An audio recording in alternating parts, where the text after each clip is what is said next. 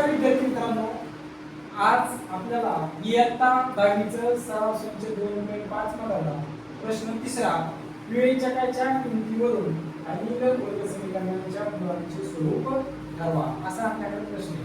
बर, मग तो प्रश्न सोडवण्यासाठी आपल्याला अगोदर विवेचकाची किंमत काढावी लागेल. विवेचकाची किंमत आपण याच्या अगोदर कशी काढायची शिकलो आहोत.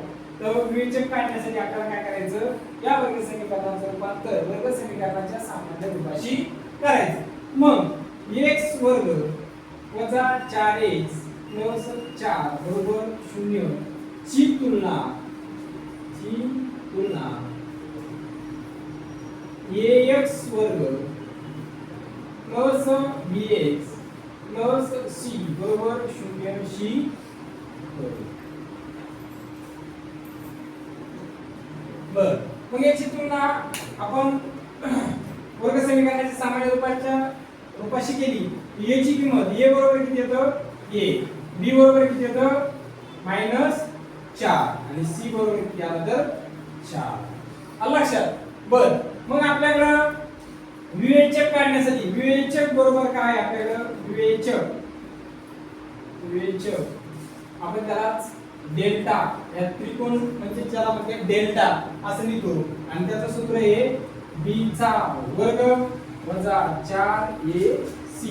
मग b चा वर्ग, b वर्ग म्हणजे नेमकं कोणाचा वर्ग, तर हा b आहे वजा 4 म्हणजे इथं वजा 4 चा वर्ग वजा 4 गुणिला a किती आहे 1 a c किती आहे तर इथं 4 म्हणजे दिलं 4.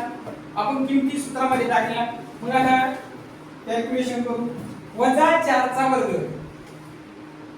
वजा 4 असू द्या किंवा 4 असू द्या, त्याचा वर्ग जर केला तर तो प्लसच येतो. आलं लक्षात. मग इथं वजा 4 आहे, मग 4 चा वर्ग किती होणार 16. मग 16 वजा 4 गुणिले 1 4 1 4 वजा 4 गुणिले 4 4 चौक 16 म्हणजे काय तिथं वजा 16.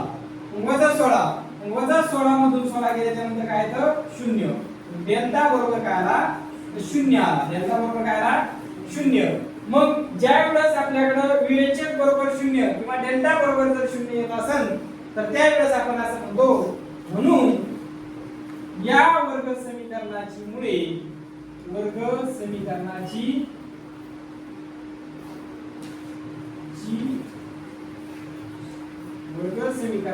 मुळे समान व वास्तव आहे किंवा वास्तव व समान आहे. समान व वास्तव आहे असं आपण म्हणतो. लक्षात. ठीक आहे. व्हिडिओ आवडला असेल तर लाईक करा, शेअर करा आणि सबस्क्राईब करा.